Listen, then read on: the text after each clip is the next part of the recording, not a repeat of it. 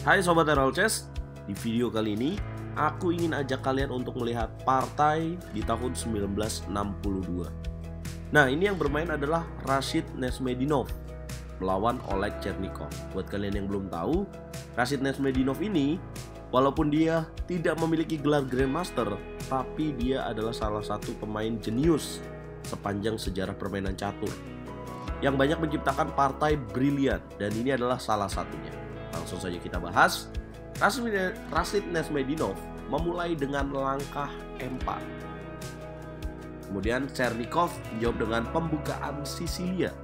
Putih kuda F3, hitam kuda C6, putih D4, pion memukul pion, kuda memukul pion, dan hitam G6.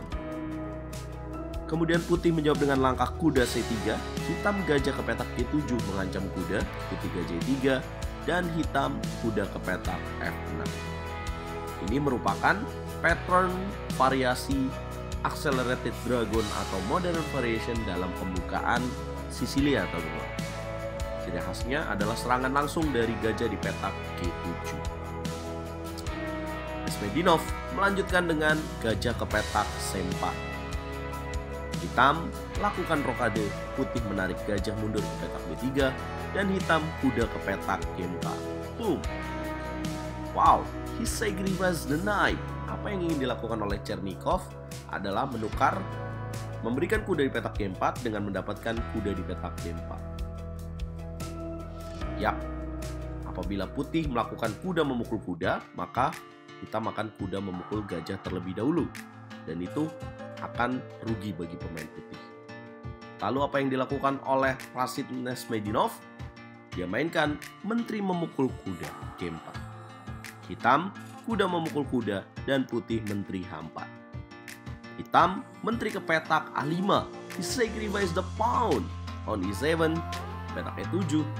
Tapi juga ada ancaman bahaya dari gajah yang mengancam petak C3.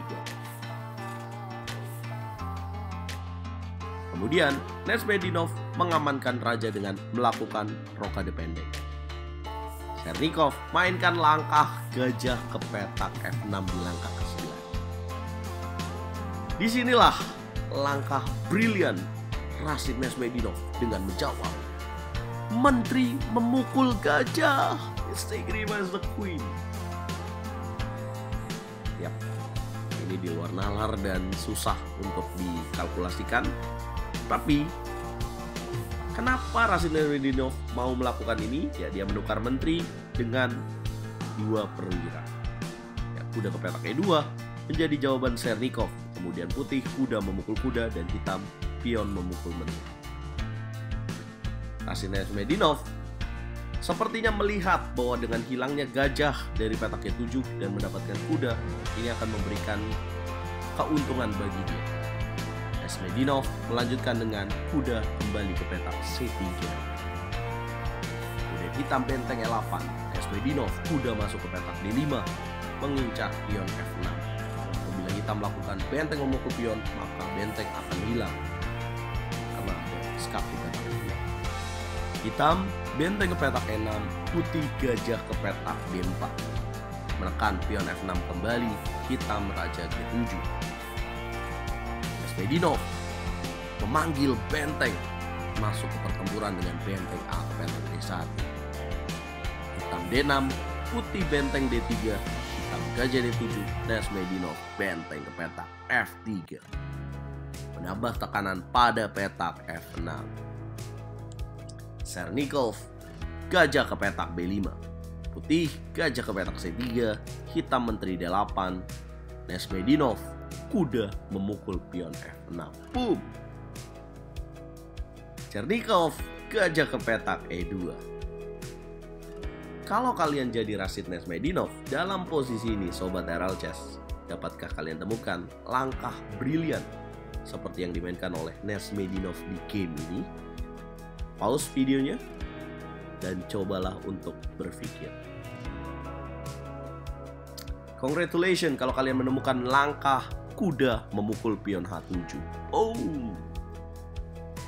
ya, ada skak dari gajah di petak C3. Hitam menjawab dengan raja ke petak G8. Ya, dia tidak mau raja memukul kuda, Karena Nesmedinov akan benteng memukul pion F7 apabila raja ke petak G8 atau raja ke petak H6, maka akan ada gajah memukul benteng di petak E6. Apabila gajah memukul benteng di petak F1, akan ada gajah ke petak G7. Apabila raja ke petak A5, akan ada G4, raja ke petak A4, dan akan ada raja memukul gajah terlebih dahulu. Ya, yang membuat posisi dari raja ini jadi serba salah dan rawan akan checkmate dengan gajah F6 berikutnya. Nah, apabila hitam memainkan langkah raja H7, akan ada gajah ke petak F6. Simple sekali. Kita back to the game setelah kuda memukul pion H7. Sernikov menjawab dengan raja ke petak G8. Nesmedinov lanjutkan dengan jalan benteng H3. Hitam benteng E5, tepat sekali menutup ancaman diagonal dari gajah C3 ke petak H8. Tapi Nesmedinov tidak kehabisan akal, teman-teman. Dia mainkan langkah F4, mengancam benteng. Hitam gajah memukul benteng F1, putih raja memukul gajah. Hitam benteng C8, putih gajah D4. Cerdik sekali. Nesmedinov tidak mau kehilangan bentengnya yang akan dimakan oleh gajahnya yang akan dimakan oleh benteng. Hitam mainkan pion B5, putih kuda ke petak G5. Hitam benteng C7, putih. Oh ya, saya pengen teman-teman jawab lagi nih. Apa langkah yang akan dimainkan oleh Nesmedinov di posisi ini? Karena ada langkah brilian kembali, teman-teman. Gajah memukul pion F7, benteng memukul gajah, dan he sacrifices the rook. Petak H8. Boom. Raja memukul benteng, kuda memukul benteng F7, skak menteri, skak benteng, hitam raja H7, kuda memukul menteri, benteng memukul pion, kuda C6, benteng memukul F4, langkah ke-33, raja ke petak E2. Nesmedinov memenangkan pertandingan karena hitam menyerah. Ya, kalau aku jadi pemain hitam juga menyerah ya. Karena pertandingan ini memang benar-benar langkahnya sangat luar biasa. Gimana menurut kalian, teman-teman? Oke, kita kembali ya buat kalian yang bingung kenapa sih di beberapa langkah sebelumnya hitam tidak mau memukul pion di petak E4. Di posisi ini, contohnya apabila benteng memukul pion E4, maka akan ada jawaban kuda ke petak F6, skak benteng. Apabila raja ke petak F8, akan ada kuda memukul benteng. Ya, posisinya akan sulit karena ancamannya adalah benteng ke petak H8 dan ada juga setup gajah ke petak F6. Nah, di langkah berikutnya kalian juga melihat setelah raja memukul gajah benteng C8, kenapa tidak gajah ke petak kenapa tidak langsung memukul benteng saja? Apa jawaban hitam? Maka hitam dapat pion memukul pion dan akan membuka jalur D. Ini dilihat oleh Rashid Nesmedinov kurang begitu bagus. Dan dia memilih gajah D4 dulu. Nah, kemudian dia mainkan langkah B5. Kenapa hitam juga tidak mainkan benteng petak H5? Maka putih akan menjawab dengan kuda petak F6 skak, yang kalau petak C7 atau H8 akan ada skak dari gajah. Tadi harus raja petak F8, putih akan mainkan kuda memukul benteng. Apabila dimakan kembali, akan ada benteng memukul pion dan setupnya kembali petak H8. Apabila raja E7, maka putih akan mainkan langkah benteng ke petak F5.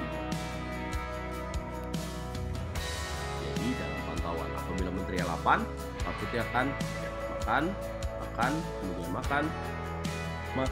dan putih akan mainkan langkah C3. Ini akan memberikan keunggulan juga bagi Rashid Nesmedinov dengan pionnya yang sekampung ini, teman-teman. Ya, yang pasti kalkulasi sangat dalam dari pemain yang bermain di tahun 1962. Ini sangat luar biasa dan ini masuk dalam sejarah dan masuk dalam bingkai permainan paling terbaik sepanjang sejarah permainan catur. Setuju gak kalian? Kita ngobrol di kolom komentar. Berapa skala nilai yang akan kalian beri buat permainan ini dari angka 1 sampai 10? Jangan lupa bantu video ini berkembang, teman-teman, dengan cara like, share, komen, dan subscribe. Teman-teman jangan lupa follow Instagram aku karena ada hal menarik di sana. RL Chess membuka kelas untuk para pemain catur yang ingin menambah skill